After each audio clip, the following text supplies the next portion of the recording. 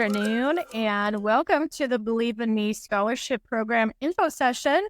We're really excited today to share information with our college and career counselors, as well as potential scholars who are interested in applying for this scholarship. So I'm going to go ahead and get started. We will be recording this event and posting that on our website for those of you who may not be able to stay for the entire info session, or if you have friends or family or other folks that might be interested in the scholarship, they can always go watch this at a later time.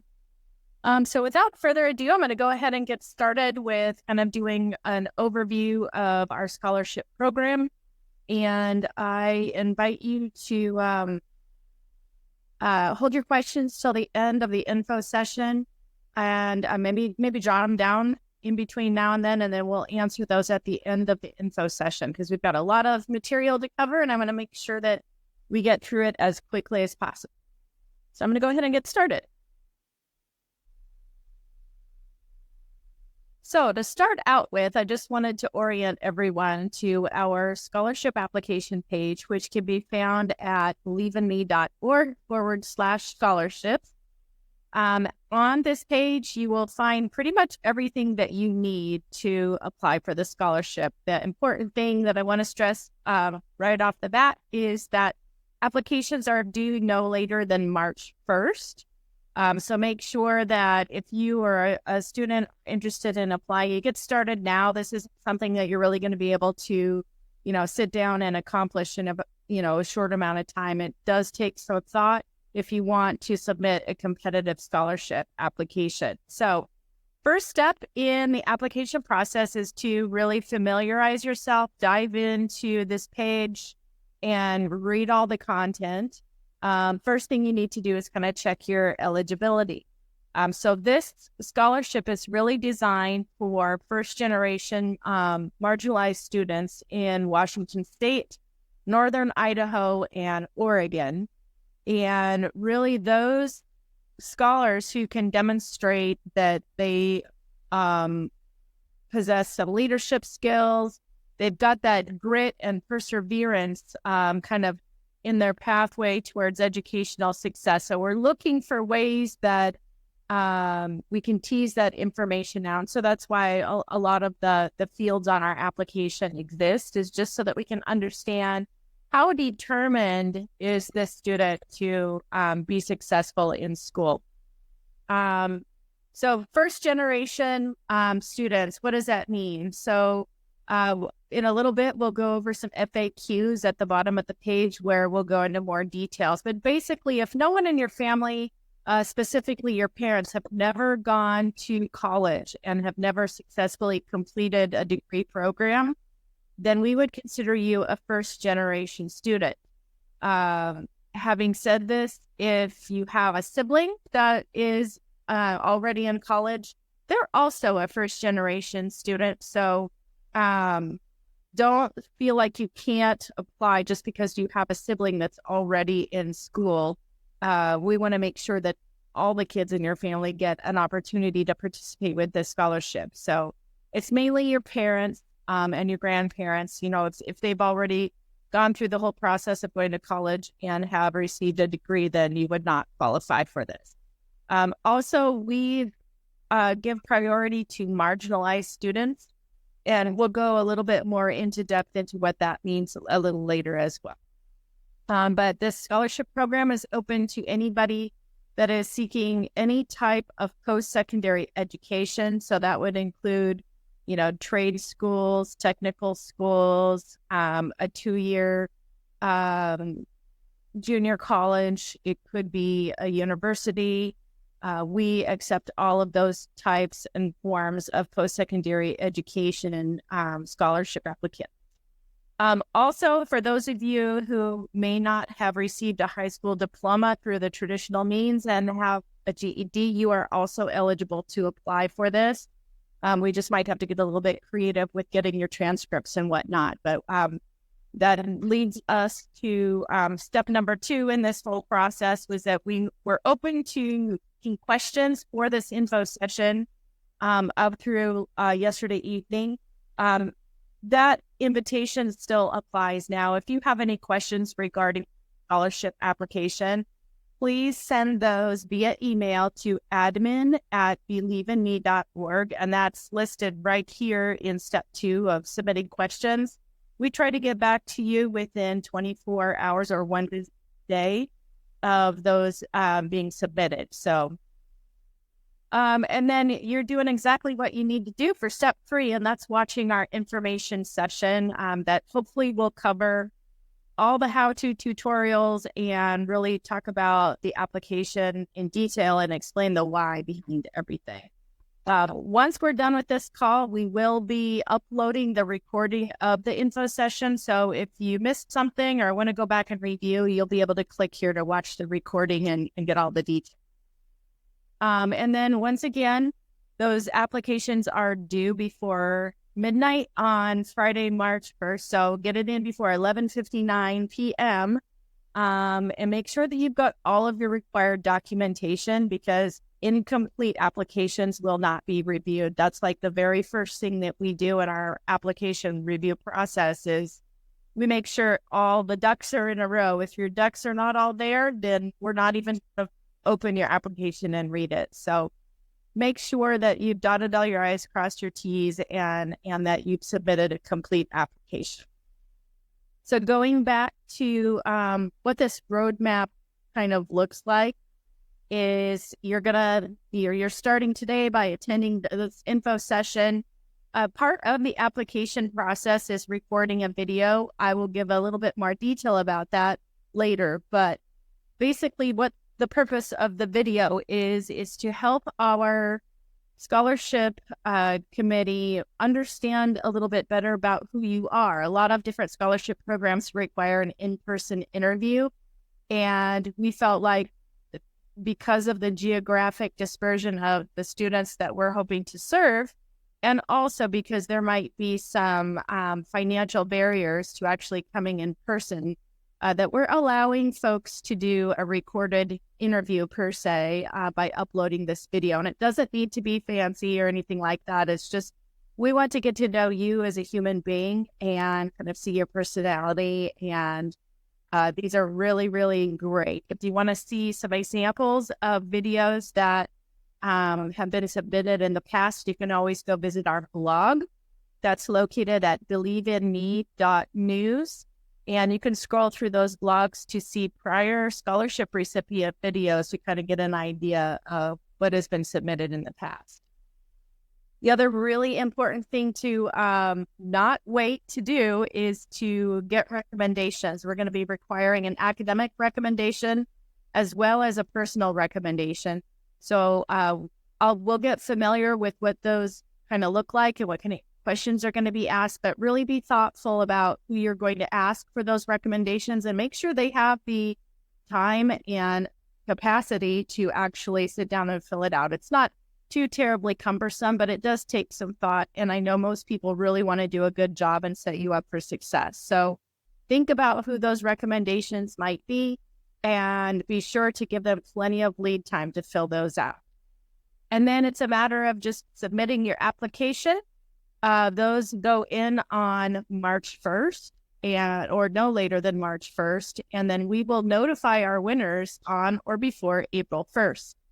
And then our award acceptance forms are going to be due by April 30th. That's basically just saying, yes, I acknowledge that I've been awarded these scholarship funds, and I do plan on continuing forward with my plans. Sometimes plans change and kids decide not to go off to college or whatever, but we have an acceptance form that's due April 30th. And then when the first term starts for the next school year, we require an enrollment verification form, which just basically helps us identify how are we going to get the funds to the school that you've selected. You're going to declare what school you're going to and tell us how we should deliver payment to them. So that's basically that. I also, on this page, wanted to show you that these are all clickable links here within the page. So the first item that I wanted to kind of go over really quickly is our family authorization form. So as part of your application, your family will have to authorize the release of information to our organization. We require this because of the Family Education Rights and Privacy Act 1974. So if you are under the age of 18, your parents will have to fill this out and sign it, and you will also have to sign it and then just upload it to our platform. That's a pretty simple thing to do, but if you wanted to proactively get this downloaded, printed out, and signed and everything, it's right there on that page. The next little link here is the website where you can go upload your video for your application. So we use a platform called Video Appeal. On here, you can watch a video of me kind of giving some more detailed instructions on what to put into your video. Basically, what we want you to do here is share information about yourself. Tell us why you've chosen to apply for this scholarship. We want to know, what has made you believe in yourself? Like, who is that person that really inspired you? How has their support been a catalyst for you feeling like college is something that you want to pursue and that you feel confident that you can do it? And how does believing in yourself help you realize or have the confidence that you're going to need in order to reach your goal? So this is really your opportunity to shine. The whole sentiment behind this part of your video interview is to really align who you are with what Believe in Me stands for. So I highly recommend before making your video to actually sit down and think about what you're going to say. Go visit our website, go to our About page, learn more about what we care about, and find ways that you align with our mission. And really try to communicate that in your video. And I totally encourage you to get creative if you feel like you've got the time and capacity to get creative with your video. Our grants administration committee, the scholarship selection committee, really love these videos. It's your opportunity to stand out from the crowd. So get creative if you have the ability to, but it's not a requirement. Literally, you could just set your smartphone down and take a video with your phone or on your laptop. It doesn't have to be super fancy either. So the next little thing that's available here is the recommendation form. And I'm going to pull that up here for you guys to see. So there's two types of recommendations. We have an academic recommendation and a personal recommendation. And they will be allowed a kind of flex time of about 7 days after your deadline to get the recommendations in. Once that deadline passes, we will not be able to accept any more recommendations. So there is some automation on the back end. Once you submit your application, an email will come to you saying, yep, we got your application. And in addition to that, both your personal recommendation and your academic recommendation will receive an email from us every day until they get it done, because we really don't want this to be an obstacle for your application being complete. So yeah, and if we're not getting these submitted, you're also probably going to get an email saying, hey, these people have not submitted their recommendation. You might want to reach out to them. Questions that we're going to be asking them is just their first and last name, some contact information. We want to know how long they've known you and how they know you, like how did they become acquainted with you? And then some of the questions that we're going to ask about you, just to kind of confirm what you put on your application, is what characteristics do you have about you that really help qualify you for this scholarship? Because we're looking to not only help out students, first generation scholars, but also BIPOC kids, people who are, Black, Indigenous, people of color.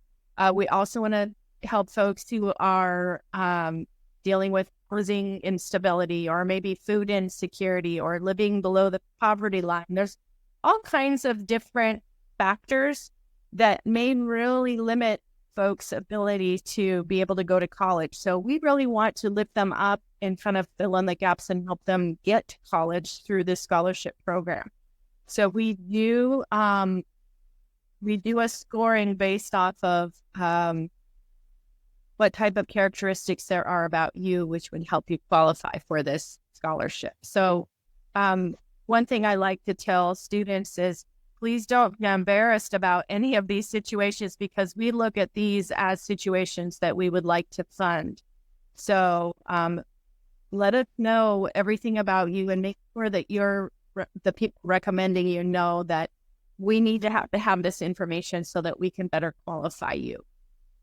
Second question for your recommenders is, we're going to ask them how they've seen you exhibiting grit and determination to overcome barriers to your success. So we're asking for specific examples of how you are exhibiting leadership. How do you just dig in and are determined to overcome obstacles and then also we're asking about leadership.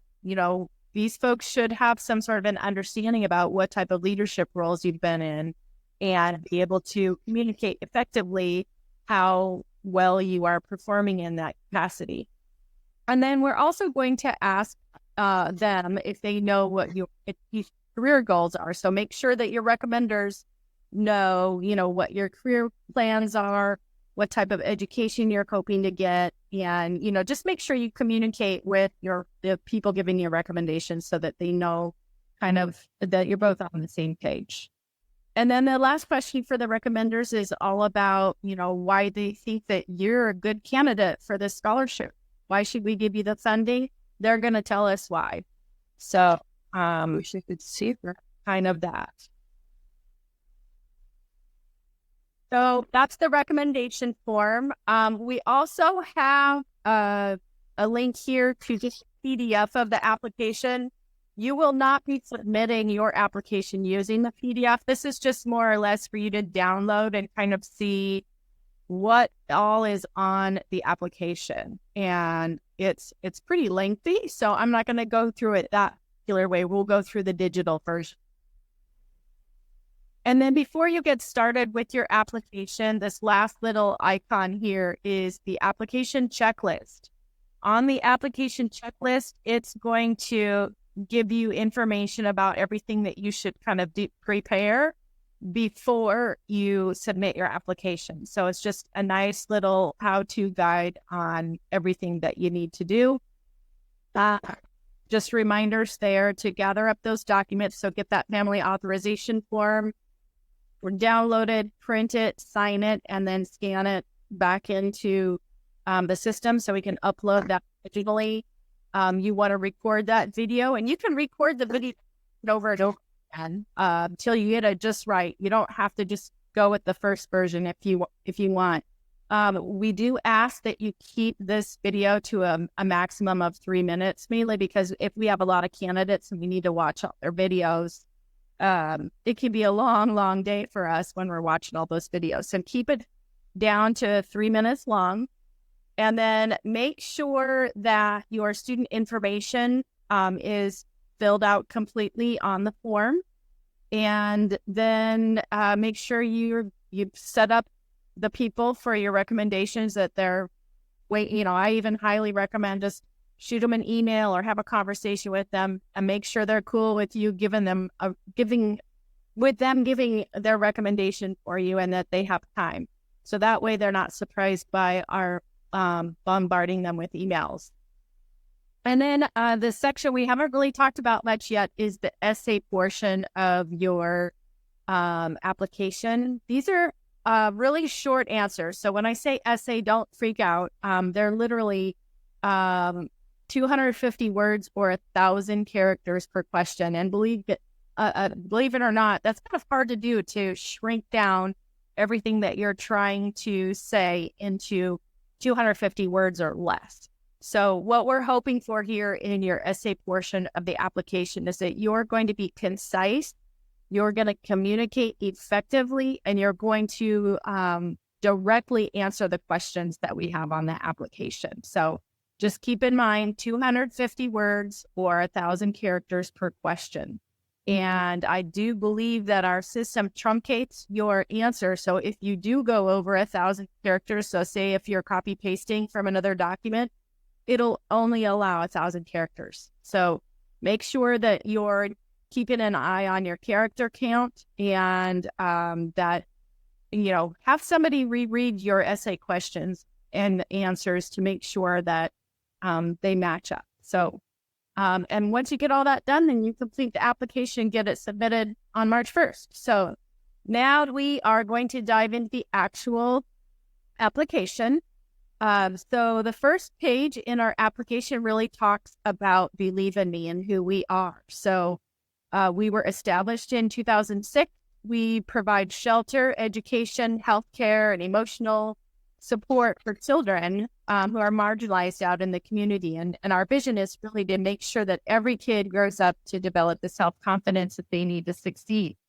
So we're funding all different types of programs that are doing just that. They're providing a safe place to call home, a family, feeling of community, and opportunities to learn, build self-esteem, and have fun. Once again, I highly recommend that before you sit down and write out your essay prompt answers, that you go to our website, learn about us, read our blogs, kind of go take a look at some of the previous scholarship recipients. Do a little bit of homework. It will go a long way in helping your application be more relevant and more attractive to our scholarship committee.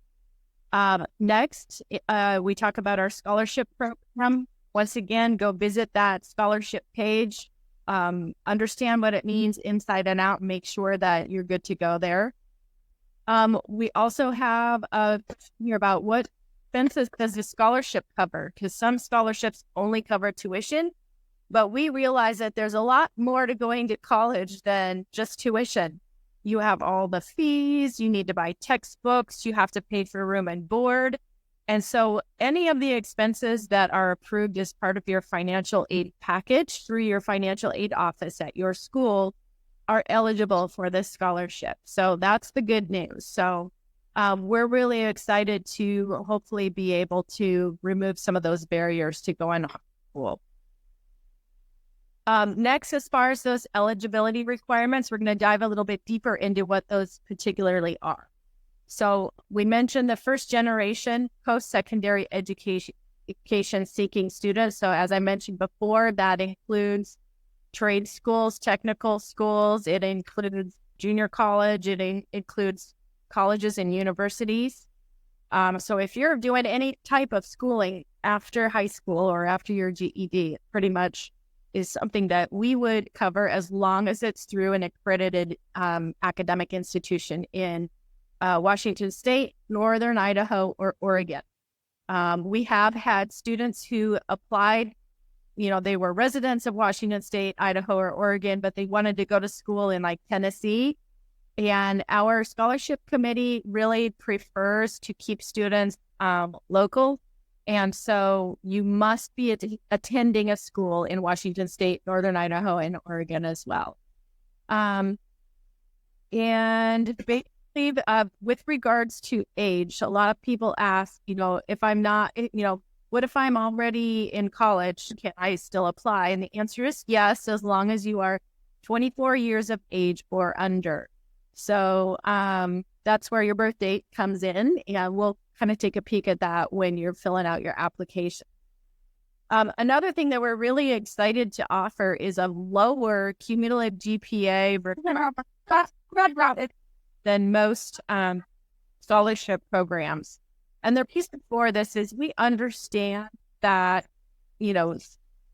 particularly marginalized students may have a lower GPA because they haven't had the resources and support to be able to earn that higher, encountered some obstacles with their education or some hardships in their home life or their environment, and so their GPA is a little bit lower. So that's why we're excited to be able to offer this to students who may not qualify for the usual 3.0 GPA requirement for many other scholarships. So at least a 2.75 or higher. And if you do have that lower GPA, we give you an opportunity to explain why it's lower. We want to see that, be open and honest with us about why it's lower and tell us what you've done to overcome those obstacles. That's the type of grit, determination, and perseverance that we're looking for on your application. So just because you have a bad grade in a certain class isn't always an awful thing. If you can demonstrate that you're taking this on, you're determined to improve, and that you've demonstrated that you can do that, that's actually a good thing. So, and we're also looking for scholars who belong to any of the following marginalized groups. So, as I mentioned, those BIPOC communities, people who are living in a household below the poverty line or experiencing food insecurity, people who've been adopted or have aged out of the foster care system, or they're in foster care, wards of the state. Also, students living with a disability, a mental health issue, or a substance abuse disorder. Students with incarcerated parents, unemployed parents, parents who didn't graduate from high school or did not attend college. Students of differing sexual orientation or gender identity, as well as pregnant teens and single parent students, and students experiencing domestic violence, abuse, or trauma, and survivors of human trafficking. And what I can tell you is these, in our perception, are all factors that contribute to marginalization in our community. And as I've mentioned before, we feel very passionately about bridging the gaps for students who fall into these groups or categories, especially when they intersect with one another, where you might have 2 or 3 or 4 of these factors that are present in your life.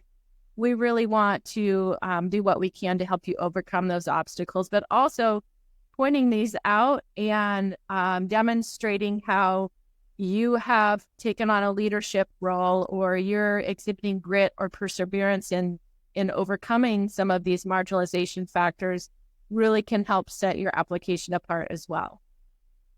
And once again, you need to be able to provide a recommendation from at least 2 community references. And we really do like to see involvement in extracurricular activities. Maybe you have a job or you're involved in volunteer activities. Be sure to kind of think all those through and list them all out. It's kind of a pain to fill out all of that paperwork. But what this tells us is that you are a driven individual who is likely to succeed in college. And that's really what the goal of this application is for you to communicate that to our scholarship community. Okay, so once again, let's go back to those important dates. March 1st is the application deadline. We'll be sending out award letters via email on April 1st. April 5th, we will be having a virtual award ceremony. So similar to this info session, we will send out an announcement and say, hey, if you know somebody that's applied, be sure to hop on to our virtual award ceremony. We're going to be highlighting those scholars who have been selected for our scholarships, and we're really excited to celebrate those of you who will be selected for those scholarships this year. And then the verification of enrollment forms are due before the start of your academic term at your university or college or whatever your school of choice is. And once again, we have to get that information back in order to know what mechanism they prefer for us to use to pay the school. This application checklist is the same one that's located on the scholarship page, so I'm not going to review this. So first step in your application process is to submit that video. Right natively within the application, you can click here to record and submit your video. Once you do that, then you click this little button here and click next to go on to the next section where you're going to provide your student information. This is literally just basically your contact information form. Tell us how we can get in touch with you if we have questions. We do ask for the last 4 digits. It's 1230. verify with your school as well as your birth date. And then this is where you're going to self-declare all of those marginalization factors that apply to you. So once again, I highly recommend that if any of these pertain to you and your living situation, check the box. Also, we have a box here. If you have ever received a scholarship from Believe in Me in the past, we want you to check that here. And then a quick little reminder at the bottom of each page, you will see, and I highly recommend using this, it's this lovely little save button here. So what will happen when you click that save button is it will send an email to your inbox that allows you to pick up where you left off. It'll save all your responses. If you go back to the form that's on our webpage, it'll be blank. But if you want to use the one that you've already been working on, you'll have to click save here. We'll send you an email. There will be a link in the email. You click on that link, and then all your information will be pre-populated again. So if you have questions or concerns with that process, you can always email us at admin@believeinme.org. We get a copy of what you've saved, so we can always forward that link to you again if you accidentally delete it or lose it. Clicking on next, we need to know about your parent. So if you are over the age of 18, you don't have to fill out the parent and guardian information, but we do require that you type NA in all the name fields so that we know that you're over 18 and that you won't be submitting your parents' information. On the next page, it's all about submitting that family authorization form. Once again, you download that form, fill it out, have your parents sign, you sign, and then you scan it and you upload it here. You just click on Add File, and you'll find the file on your hard drive and upload it here. We have to have that form in order to ever talk to your school or to reach out to any organization about you.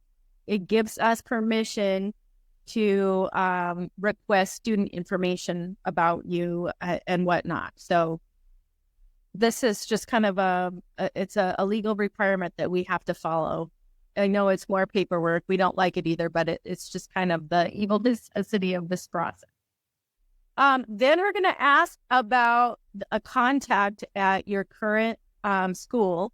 We want to know the contact information for your college and career counselor in case we need to confirm any information with respect to your transcripts or maybe something's unclear on your application. This is just kind of a way for us to have a checks and balances and to have another person who can help us fill in the gaps about your situation. So once again, there's a reminder to save your information.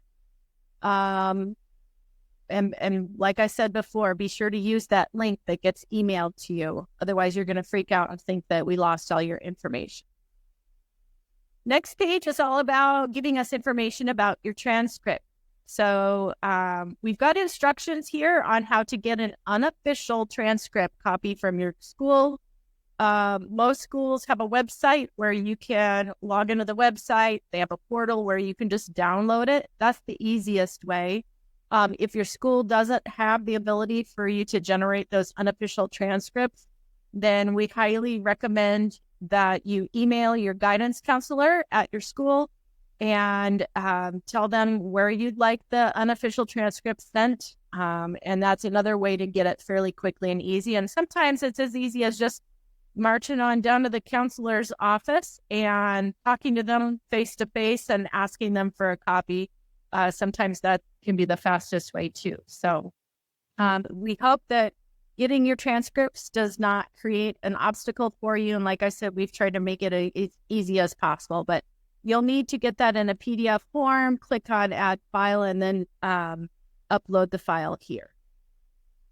And then on your transcripts, you need to look on there to find out what your cumulative GPA is, and then you'll put that in here. Here's kind of the format that we would like that in.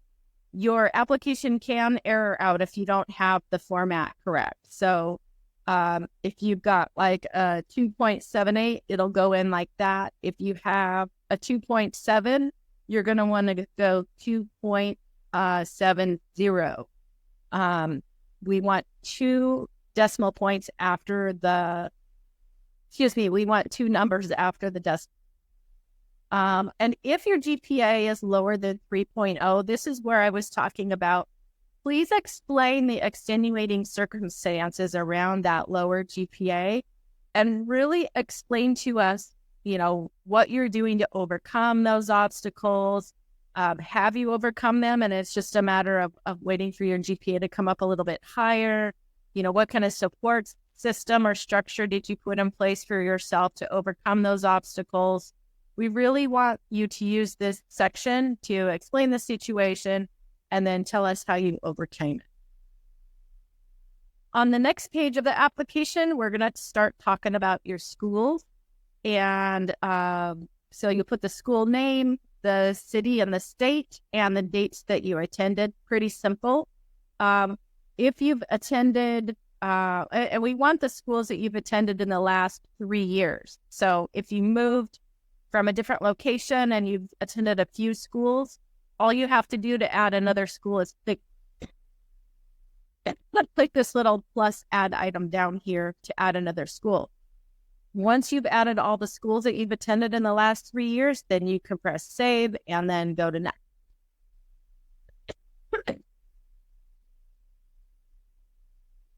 On this next page, we're going to talk about additional coursework. So this is coursework outside of the normal track. It would be like advanced placement, AP classes, any special courses, if you've done any dual enrollment or summer courses that that are not going to be reflected elsewhere. So you want to put and this is once again, another way for you to communicate how have you gone over and above the usual expectation to really demonstrate determination, leadership, grit. But you'll put the course name, the school name, and location, and the dates you attended and how many hours per week. And once again, if you have more than one of those classes, you can use that plus add item. When you're all done, press save and then click on next. Then we want to know about your extracurricular activities. What are you doing outside of school to really show that, wow, this person really has it together. They're really active in the community. So we want to know things about school-related clubs, any athletics that you've participated in. We would just kind of want to know about you as a human being outside of school.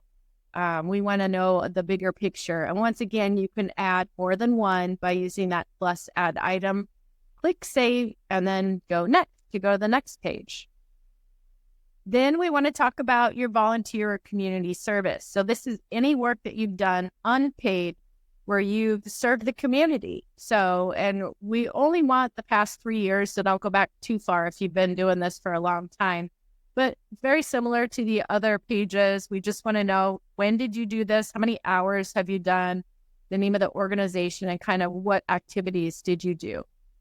And once again, you could add more than one by clicking on the plus add item and then click save and next.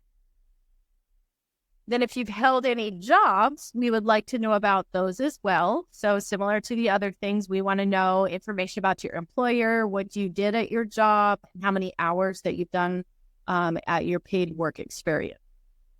And if you've had more than one job, you can add that here too by clicking the plus add item until you've got them all entered and then press save and go to next. Also, we want to know what kinds of awards and honors that you've been granted in the past 3 years. So basically just a description of the award, like if you've been on the honor roll. I'm trying to think of some that I was on the, the National Art Honor Society honor roll. When I was in high school. So things like that can go here if you've received any other scholarships or any other types of awards, like maybe you have perfect attendance award. Whatever it is, please put it here and, click plus add item if you need to add more. Then click save and then next.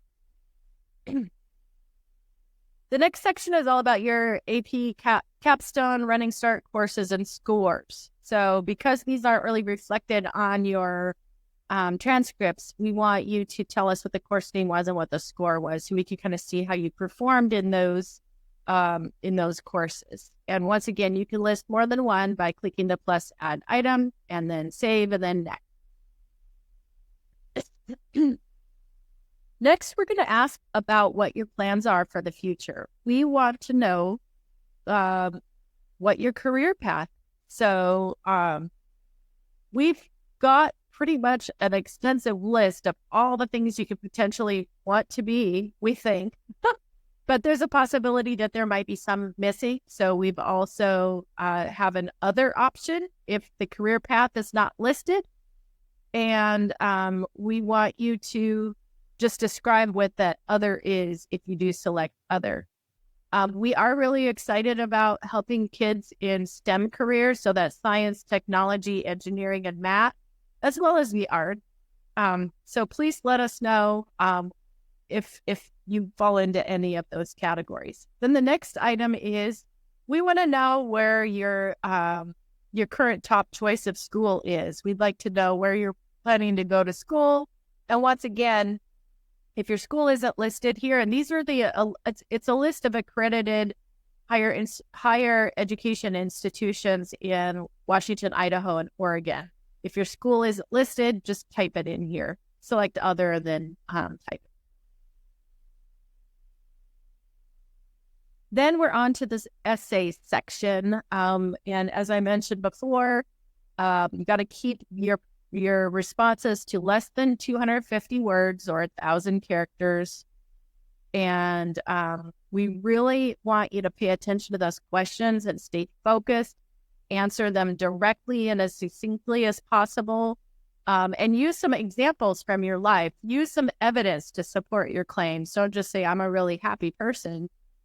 Say, I'm a really happy person because X, Y, and Z, and give some evidence to support your claims. And like I mentioned before, you can work on this outside of the platform. Write it, put it down, come back, edit it again, revise it again, check for grammar, spelling, punctuation. Make sure that if somebody's reading this for the first time, they can understand what you're saying.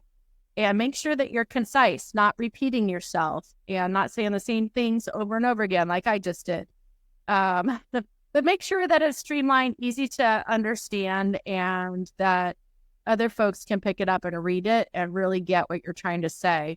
And we highly recommend getting some feedback. Go to a friend, go to one of your teachers or maybe your guidance counselor if they have time, and ask them if they can give you feedback on your essay responses. Sometimes they can catch some mistakes that you've made, and sometimes they'll have some great ideas for you to add in there too. So the first question is all about your life's goals and your objectives, and how your course of study that you've told us that you're going to do is going to contribute to your future career plan. Give us an idea why you've chosen this career path. So we've given you some bullet points here on directions that you can take for talking about this. Lots of great ideas here. And once again, like I said, this does truncate your response. So make sure you use the word count feature inside of your word processing software that you're using. Just to make sure that you're not going over the word count and over the character count of 1,000. Next question is all about how have you demonstrated grit and determination to overcome challenges in your life? Some people may ask, like, what is grit? So grit is really that underlying desire that you have to overcome obstacles that show up in your life. Like what kind of is driving you to be successful? And how have you demonstrated that over time? So talk about how you persevered in a difficult time. Talk about how you've used your problem-solving skills or you were resourceful. Tell us how you responded to a challenge that you faced, and help us better understand how you're going to translate that experience into your college experience and beyond. This is basically your opportunity to communicate to our scholarship committee that you have what it takes to overcome the obstacles that you will for sure face down the road, and that it's not going to keep you from being successful. And looks like maybe we have a question. Oh, nope, that was my scholarships person. She's recognizing I'm losing my voice. I think we're almost we're almost done here, Leslie. So I can probably make it. So influence and mentorship question is all about who is the person that really believed in you and helped inspire you to believe in yourself. This is a great opportunity for you to tell a story about someone who has really impacted you positively. It could be somebody that you know personally. Maybe it's a teacher or a coach or a friend. But it could also be a public figure. It could be, maybe the president of the United States, or maybe it's an actor or actress or a singer, somebody that really has demonstrated that self-confidence and has really influenced you and mentored you throughout your life. So there's also some bullet points here that can give you ideas of, where to go with this essay question. Then the next question is it's your opportunity to tell us why we should pick you. Tell us about your background. Tell us about your experience and what makes you unique. How do you stand out from all the other candidates that are applying for this? Make sure that you highlight, the obstacles that you've overcome, how you're planning to use the award, how it's going to help you with your education and to achieve your goals. And really tell our scholarship committee, how you're committed to starting and completing school. Like, just show us that you have that grit and determination, and show us what makes you unique and why we should award you this grant. And I believe the last portion of this is where you just provide us with the name and contact information for both your academic reference and your personal reference. And some words of advice here is that your academic reference needs to be someone who has been somebody from a school that you've previously attended. Maybe it's a teacher, some staff there, an academic mentor, maybe it's a tutor or a guidance counselor, somebody that actually knows you in the academic frame of reference. So we want to be able to ask them those questions that are going to help us confirm that you have the academic capacity to really succeed in school. And likewise, personal reference, same deal. This should be somebody outside of school who maybe it's a past or present employer, maybe a coworker, a coach, mentor, maybe a pastor from your church or a neighbor or a friend. Ideally, these are not going to be other students. It should be another person outside of your academic world that you have connected with that can speak to you as a person and has known you long enough to really be able to vouch for you. Having said this, it's really, really important here. We do double check to make sure that students aren't providing references for one another and that you're not putting the same person down for both your academic and your personal reference. They need to be two distinctly different people, and don't put your own email address in here either, because we will catch that so we had some students do that in the past. So just make sure you've got some legitimate references. If you're having a difficult time kind of figuring out who to have for a recommendation, we recommend either call us so we can maybe give you some ideas, or maybe talk to your guidance counselor about who would be a good reference for you.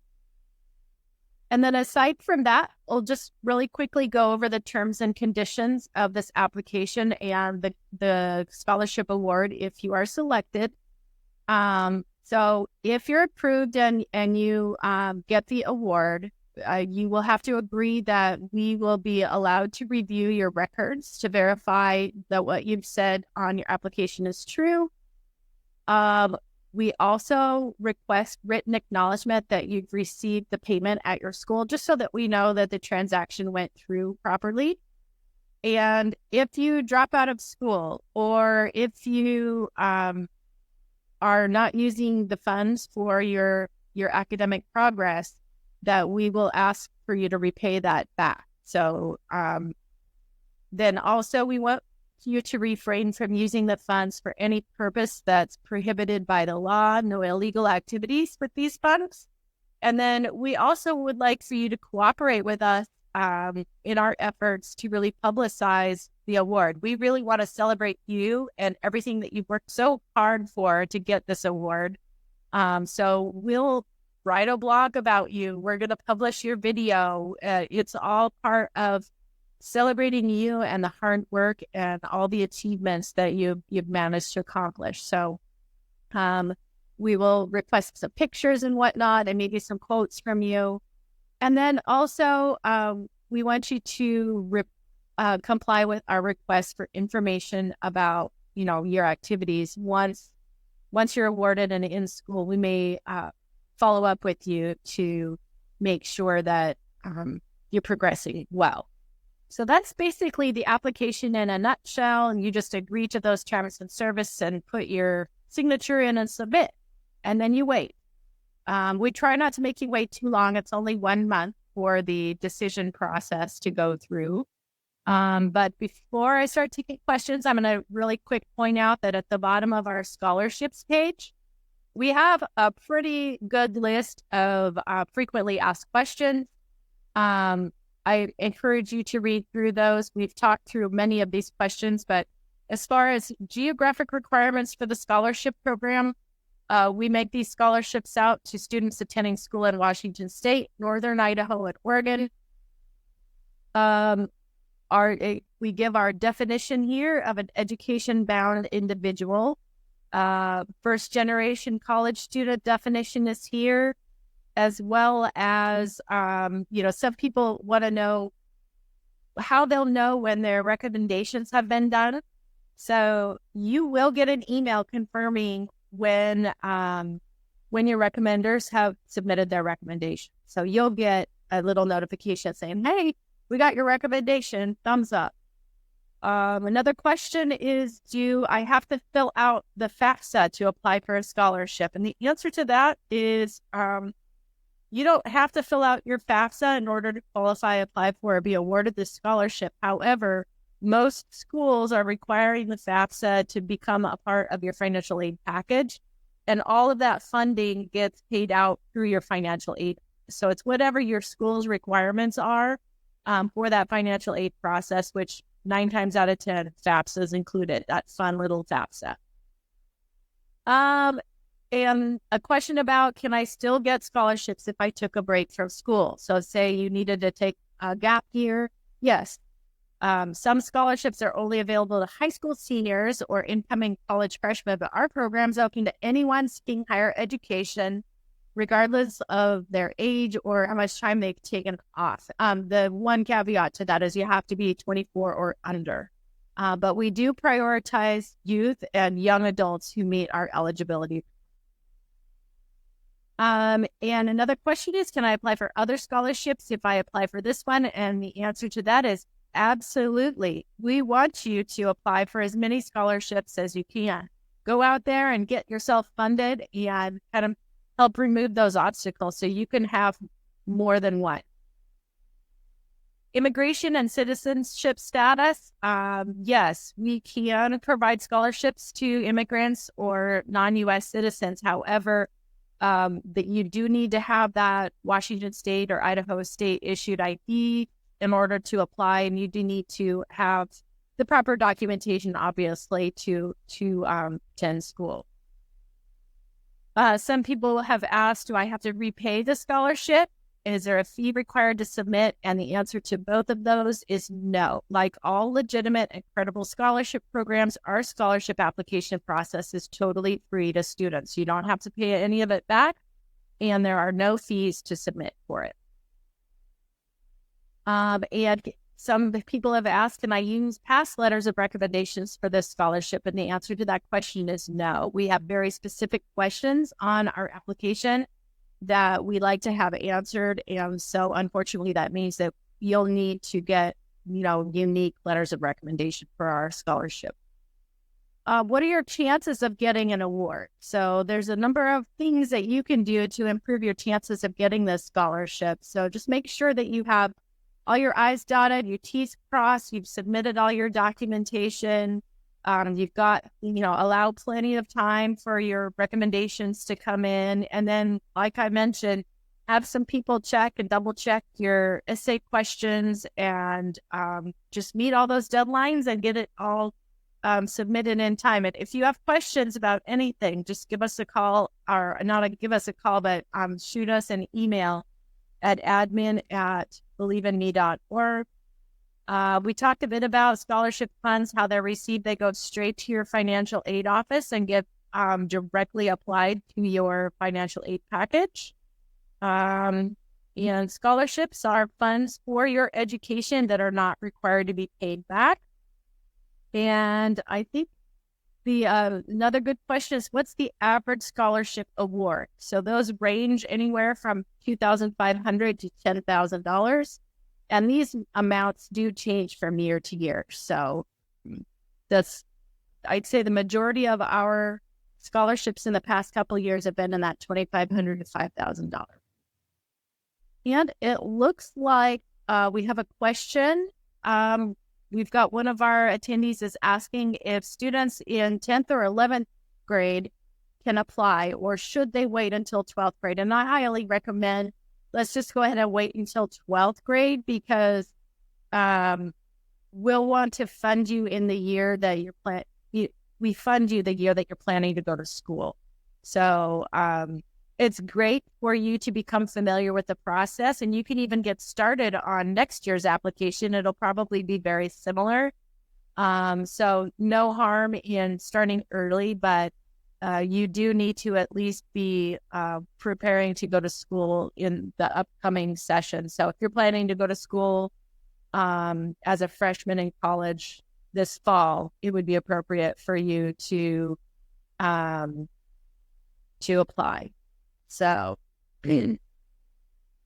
any other questions from the group? Feel free to add those into the chat and I can go ahead and answer those. Otherwise, we have about 3 minutes until the call will be over, and just really appreciate everyone sticking in there and hanging in there to watch our presentation and go through the review of our application. I wish you all the best of luck as you are going out and seeking funding for your schooling. Once again, if you have any questions, please reach out to us at admin@believein.me.org. We're here to help you. You can also try calling our office if you don't get a response. Our phone number here is area code 509-448-1412. Once again, the phone number here is 509-448-1412.